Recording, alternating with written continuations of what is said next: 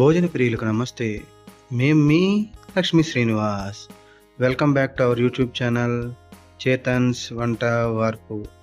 ఈరోజు మన యూట్యూబ్ ఛానల్లో ఎగ్ పికిల్ చేసామండి. ఎగ్తో చాలా వెరైటీలు తినుంటారు మీరు. నాకు తెలిసి చాలామంది అయితే ఈ ఎగ్ పికిల్ రెసిపీ అనేది ట్రై చేసి ఉంటారండి. అందుకోసమనే ఈ ఎగ్ పికిల్ రెసిపీ అనేది మన యూట్యూబ్ ఛానల్లో చేయడం జరిగింది.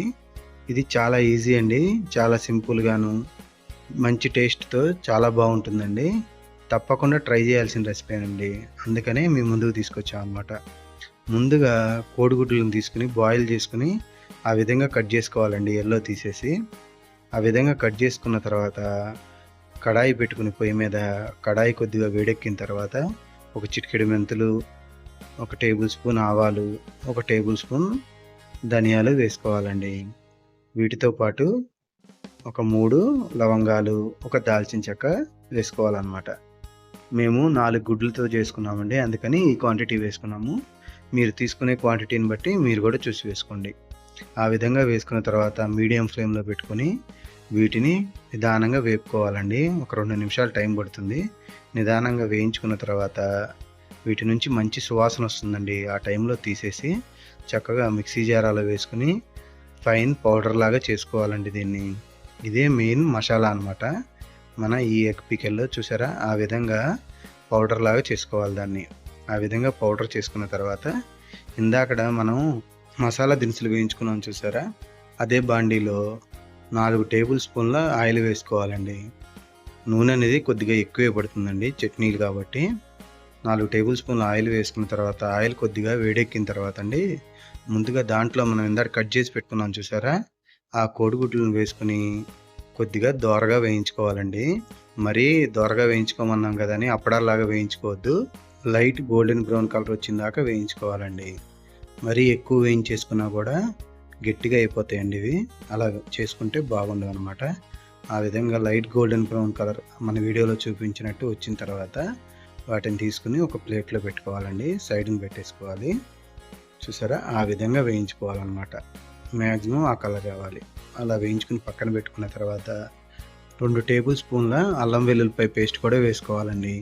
అల్లం వెల్లుల్లిపాయ పేస్ట్ వేసుకుని పచ్చి స్మెల్ పోయిందాకా మీడియం ఫ్లేమ్లో పెట్టుకుని ఒక 2 నిమిషాల పాటు వేగనివ్వాలండి. 2 నిమిషాలు వేగనిస్తే ఈ అల్లం వెల్లుల్లిపాయ పేస్ట్ పచ్చి స్మెల్ అంతా పోతుందండి. ఆ విధంగా వేగిన తర్వాత దాంట్లో ఒక 2 రెమ్మల కరివేపాకు కూడా వేసుకోవాలండి. ఈ కరివేపాకు వేసుకుని కరివేపాకును కలుపుకుంటూ నూనెలో చక్కగా వేగనివ్వాలండి. కరివేపాకు వేగిన తర్వాత చిటికెడు పసుపు కూడా వేసుకోవాలండి. పసుపు వేసుకున్న తర్వాత ఇందాక మనం మిక్సీ పట్టుకున్నాం చూసారా మసాలా పొడి, అది కూడా వేసేసుకోవాలండి. మసాలా పొడి వేసుకున్న తర్వాత మన రుచిని బట్టి సాల్ట్ కూడా యాడ్ చేసుకోవాలండి. మేమైతే 1 టేబుల్ స్పూన్ వేసుకున్నామండి 4 గుడ్లకి. సాల్ట్ కూడా వేసుకుని మంట అనేది సిమ్లోకి తీసుకొచ్చుకోవాలండి. సిమ్లో పెట్టేసుకుని ఒక 1/2 నిమిషం పాటు ఈ మసాలాని వేగనివ్వాలండి. ఆ విధంగా వేగిన తర్వాత ఇందాడ మనం వేయించి పక్కన పెట్టుకున్నాం చూసారా కోడిగుడ్లు, అవి కూడా కోడిగుడ్డు ముక్కలను కూడా దీంట్లో వేసేసుకుని 2 టేబుల్ స్పూన్ల కారం వేసుకోవాలండి.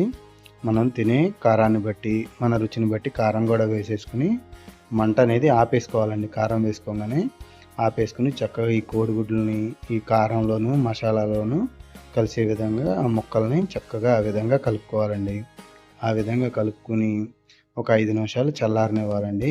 అలా చల్లారనిస్తే మన కోడిగుడ్డు చట్నీ, అదేనండి కోడిగుడ్డు పికిల్ రెడీ అయిపోయినట్టే. ఆ విధంగా చల్లారిన తర్వాత ఒక 10 నిమిషాలు పూర్తిగా చల్లారిన తర్వాత దాని మీద అరచెక్క నిమ్మకాయ తీసుకుని సర్రుమని దాని మీద పిండేయాలండి. ఆ విధంగా పిండేసి ఒక్కసారి మళ్ళీ ముక్కలన్నిటిని కలుపుకోవాలండి. ఈ నిమ్మకాయ ముక్కలకు పట్టే విధంగా ఒక్కసారి కలిపేసుకుని వేడి వేడి అన్నంలో ఈ ఎగ్ పికిల్ వేసుకుని తింటే ఉంటుంది మాస్టారు. ఆహా, అద్భుత అనాల్సిందే అండి. తప్పకుండా ట్రై చేయాల్సిన రెసిపీ అండి. ఈ ఎగ్ పికిల్ అనేది మనం ఎగ్ని చాలా రకాలుగా తినుంటామండి. మీరు కూడా ఒకసారి ఈ విధంగా ట్రై చేసి చూడండి. ఈ ఎగ్ పికిల్లో కూడా 2 టైప్స్లో చేస్తారండి. ఇది ఒక టైపు, ఇంకో టైప్లో కూడా చేస్తారు. అది కూడా అప్లోడ్ చేస్తాము తొందరలోనే. తప్పకుండా ట్రై చేయాల్సిన రెసిపీ అండి. అందుకని మీ ముందుకు తీసుకొచ్చామండి. మీకు కనుక మన వీడియో నచ్చినట్టయితే ప్లీజ్ అండి ఒక లైక్ చేయండి. మీ ఫ్రెండ్స్ అండ్ ఫ్యామిలీతో షేర్ చేసుకోండి. మరిన్ని మంచి వీడియోల కోసం మన చేతన్స్ వంట వార్పు ఛానల్ని తప్పకుండా సబ్స్క్రైబ్ చేసుకోండి. మరో మంచి వీడియోతో మళ్ళీ కలుద్దామండి. థ్యాంక్ యూ అండి. Thanks for watching. ఇట్లు మీ లక్ష్మీ శ్రీనివాస్.